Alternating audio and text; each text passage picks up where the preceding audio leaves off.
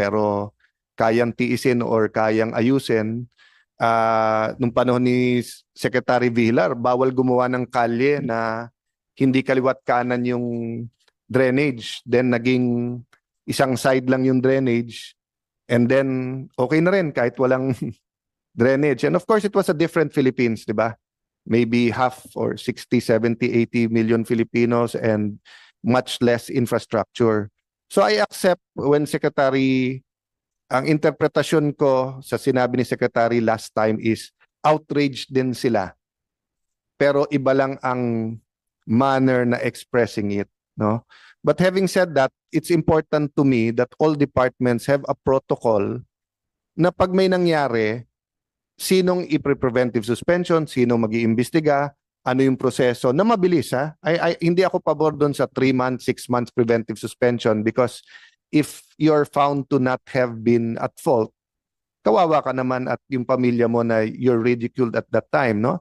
Pero yung free ka na may manipulations and to protect yourself, 'di ba? I think 15 days is about fair, and we'll look, no, later on after the report and after the questions or maybe sa last hearing kung possible na nangyari to. So I do understand, Mr. Secretary, na first time din naman, it's the first time that there's a collapse like this, 'di ba? Na may question bakit nag-collapse, 'di ba? Kasi for example, the great earthquake nung 90s, alam naman natin it was because of the earthquake, 'di ba? So let me thank the DPWH family for coming here in full force. Thank you sa mga taga Region 2 na nagbabalik-balik kayo dito for this. Let's get to the point, and after the report, we'll take a short 5 minutes break. Who wants to just freshen up? Then we'll go to urban engineers. Mr. Secretary, nung nag-break tayo last time, nag-adjourn, may pending question sa urban engineers. Saan ang urban engineers today, sir? Yan. So ang pending question ho sa kanila, I appreciated their report. They found out parang 800 na mga problema, whether you call it red flags o ganyan, but wala sa report what caused it, di ba? And I think relevant yon kasi kung problema ng contractor, dapat sila nagbayad ng repair. Kung hindi naman nila kasalanan, dapat gobyerno ang ano. Pero wala nga sa report. So I'm not saying kulang, sir. I'm saying it's a good question. So kung nandiyan naman yung tao nyo, prepare na lang po after, no? So, Mr. Secretary, I'll give you a few minutes for your opening statement and kung sino po ang magbibigay nung who did you assign and if they are ready to give a report, we're all ears po. Thank you, Mr. Secretary. Thank you, Mr. Chairman. And good afternoon to everybody present in this hearing. Mr. Chairman, prescinding from the last Senate Blue Ribbon Committee and the department's full commitment to this honorable committee's investigation on the causes of the collapse of the third span of the Cabagan-Santa Maria Bridge, the DPWH, through the Special Investigation Committee, which we created, has concluded its fact-finding investigation, which was submitted to the honorable committee this morning. For the information of the members of the committee, the said fact-finding investigation involved the gathering, collation, review, and analysis of various documentation spanning from as early as 2012 up to 2024 and submitted to the DPWH Special Investigation Committee by various DPWH offices, including DPWH Regional Office Number 2. From the submitted documentation, the DPWH Special Investigation Committee submits that the Cabagan-Santa Maria Bridge is the first of its kind, both locally and internationally, due to its non-typical arc support scheme which involves a suspended deck system. Unfortunately, there was no document submitted to the Special Investigation Committee that exhibit how the bridge designer arrived at its design of an arc truss bridge. This unique design might have caused complications and contributed to the collapse of the bridge. Mr. Chairman, because of the uniqueness of this design for this particular bridge, it would need accurate detailing of connections, anchorages, elaborate construction methodology, and provision of redundant members to reduce the risk of collapse of the suspended deck system. To further complicate the matter, the programs of work for the bridge provided for the construction of the complete span, whereas the invitation of the bid only directed segmental construction. In 2014, contract for construction of the bridge was awarded to the contractor RD Interior Junior Construction. During the construction of the superstructure and owing to the unique design of the bridge, the contractor was constrained to request the DPWH to revise the connection of the bottom cords to the arc, considering that the specified connection was technically not doable. The proposed revision was approved for construction by Engineer Cañete, representing the design consultant, and the joint venture of United Technologies, Consolidated Partnership, Bird Consult International, and Schema Engineers and Associates. Thereafter, as early as 2017, the concerned project engineer reported defects of the completed bridge segments. The said project engineer periodically reported to the regional office found defects on the completed segments of the bridge structure in the years 2018, 2019, and 2020. These reports were then forwarded to the central office for appropriate action.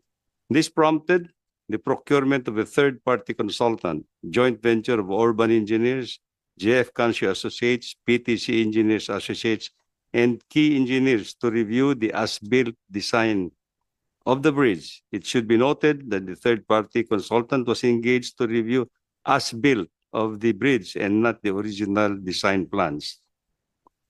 The review, Mr. Chairman, resulted in the procurement of the retrofitting works to address the observed defects.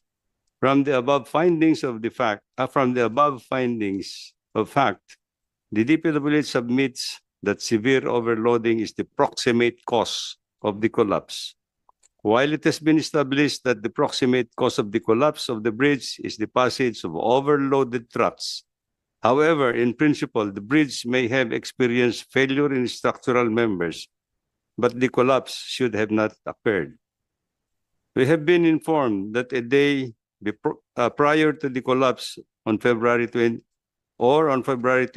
2025, the trucks loaded with cargo traversed the bridge. The following day, the same trucks again traversed the bridge. When it collapsed, we have ascertained the gross vehicle weight of the truck to be at 89.63 metric tons, which is well beyond the maximum allowable gross vehicle weight of 45 tons pursuant to Republic Act 8794.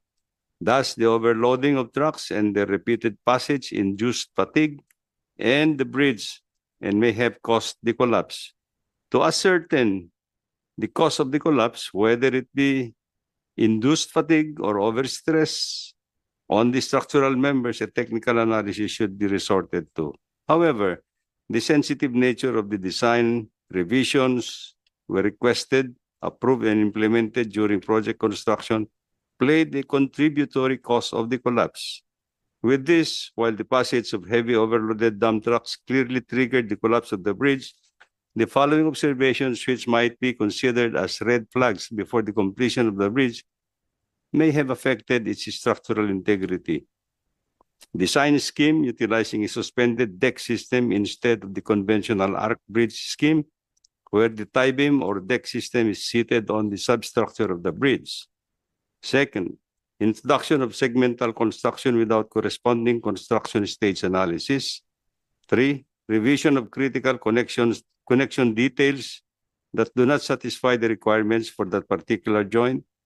4, revision of erection procedures of the arc structure which does not meet the requirement of assembly and erection of the steel arc together with the bottom cord, top struts, cross braces, traverse beams, and stringers as one assembly, and observe structural defects during construction, including sheared off snap bolts on bottom cord and arc connection at span 8, movement, tilting of pier 8 and pier A, and multiple reoccurrence of cracks on concrete arc. From the foregoing discussions, Mr. Chairman, while DPWH was able to ascertain the proximate and contributory causes of the collapse, the department is still unable to determine with certainty at this time which of the decisions relative to the design and construction methods actually led to the disaster. In the submitted report, the department provided recommendations that geared in ascertaining the actual cause of the collapse, which involves a comprehensive study to be conducted by an independent consultant with experience in design and construction of projects with similar nature and with expertise in conduct of forensic investigation using state-of-the-art technologies to undertake the following tasks, namely, A, number one, conduct of ocular and engineering inspection of the collapsed span and the remaining spans of the bridge using advanced technologies. 2, interpret and analyze the results of the engineering inspection. And 3, evaluate the structural integrity of the entire bridge. And D, provide recommendations whether the bridge may still be restored to its required design capacity per current design standards and specifications through the following. 1, provision of corresponding engineering interventions that ensure compliance to the said current design standards and specifications. Or 2, total replacement of the bridge superstructure and strengthening the substructure. Thank you, Mr. Chairman. Mr. Secretary, let me start out with what I appreciate. Kasi while we can all be emotional, we're really trying to find solutions. First and foremost, to ayusin yung bridge na yan dahil napaka-importante or kung i-replace. But 2, wag nang maulit to ever. And I think we will agree naman, di ba, that sa criminology kasi, it's really not the penalty, but the certainty na mahuhuli ka. And I'll ask for your patience that at least in this hearing and next, there were a few very, very diligent people in DPWH like Engineer Lingan, na he never let up. Pag tinignan mo yung sa documentation, parate at saka honestly. Ang problema siyang hindi na-promote. Meron naman na pirming tinatanggap yung ni engineer, pero siya na-promote parate. Tapos medyo malabo yung transition nung recommendation. I'll go to that. So, but let me first appreciate, maganda po yung summary nung report. Kasi basically ganun din yung summary namin. No, yung mga problema, etc. But as we all know, the problems and solutions are in the details. I also appreciate that you are honest na you're getting to the proximate cause, but yung circumstances at ano talaga, I just want to emphasize that kasi kung hindi bumaksak tong tulay na to, hindi natin nahimay na even before the additional 400 million, the 275, 125, ang dami na palang problema. And even Engineer Cañete in his testimony na nung splinit yung contract phase 1, 2, yung sinasabi niyang may bumuka because hindi dapat ganun yung construction, it raises questions, di ba? Na, for example, yung designer, should he be part of designing phase 1 and 2? Kasi for me, Secretary, di ba, kung binid ng ganon, on one hand, kung mali ang pacing, may kasalanan ng DPWH. Pero on the other hand, kung nagbid yung contractor, so kung alam mong mali, nagbid ka ba, hindi ba kasama sa warranty mo? Di ba? So there are, I just want to agree with you, there are a couple of questions. But just 3 questions before we take a 5-minute break, no? Number 1, Secretary, so this is a preliminary report pa lang. So the committee you formed will continue. Yes, Mr. Chairman. Yes. Will they continue or will they pass it off to yung sinabi mong someone na a designer na international or yung maganda reputation, or magjo-joint sila, or anong plano ng department? Together with our committee, I think we are planning to engage a separate. Okay. So you'll engage, but you will continue. Yes. Okay. Mr. Chairman. And it's headed by the committee? Yes. Is headed by? Headed by Undersecretary Charlene Lapos. Okay. And she is the The woman Yes, behind you ba? Yes, yes. Thank you, ma'am, for your report. So she's head of legal ba? Tama ba? Yes. ma'am. Okay. So, lawyer from Yes. anong law school? From San Beda. So, congratulations sa mga taga San Beda. Hindi pa pala tapos panahon yun nung last administration. Tuloy-tuloy pa rin. No, I appreciate that in a short time ng ganito, but we'll go to that. The second, sir, you can answer technical, you can answer layman. What's the difference between, kasi babalik-balikan natin today, you can answer it or kung sino man ang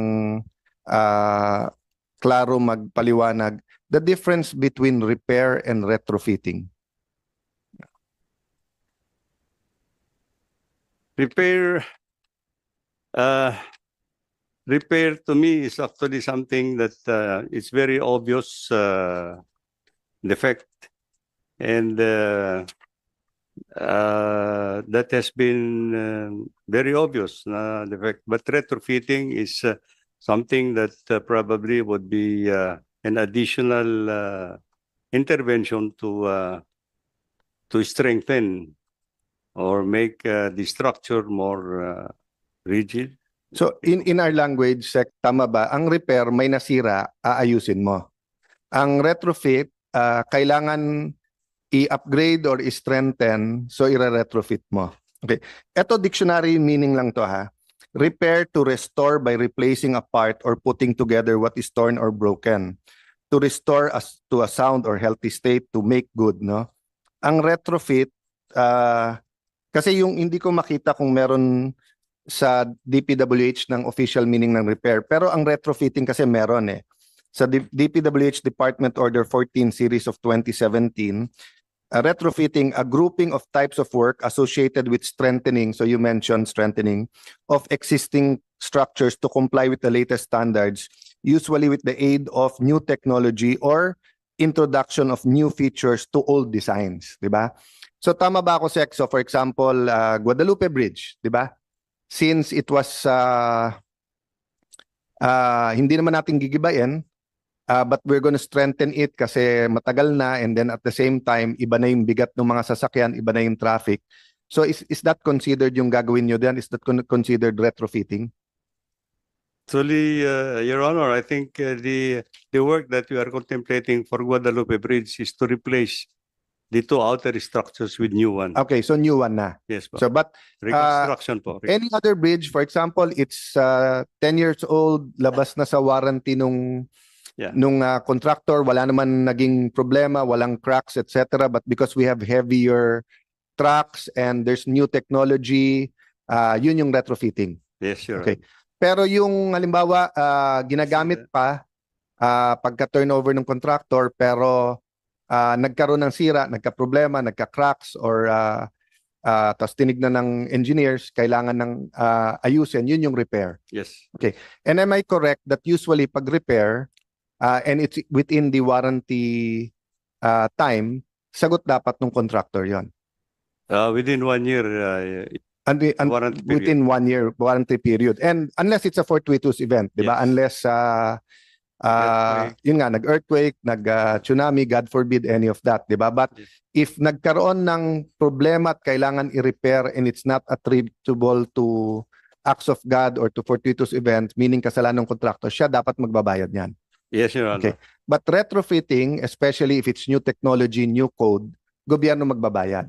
Yes, Your Honor. Kasi wala naman sa terms nung original contract and bid.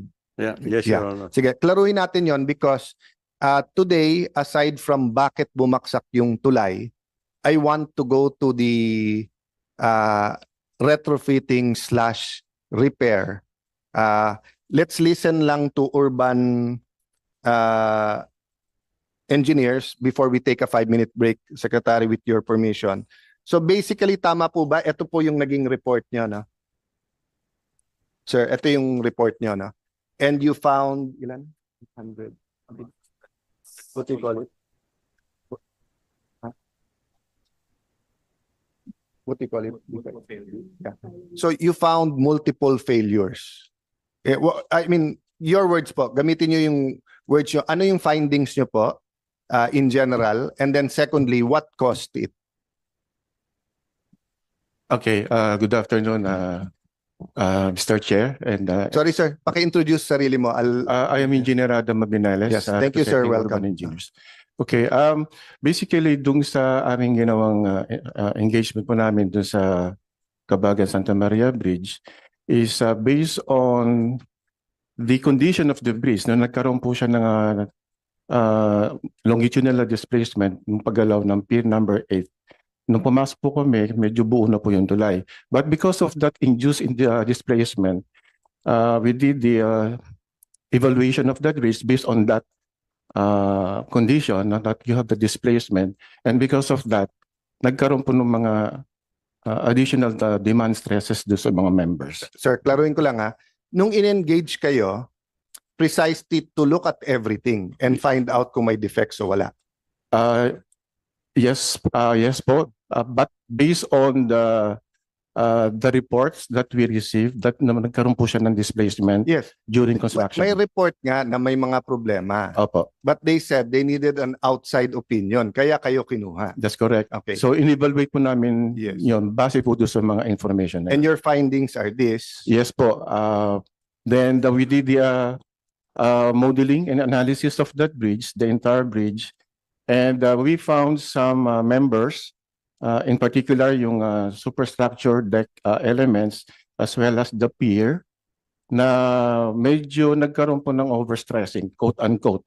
Although sa software po kasi, pagka ho na-exceed niya yung supposed to be yung sinasabi naming parang reference, no, yung benchmark, ifa-flag ng software na fail siya.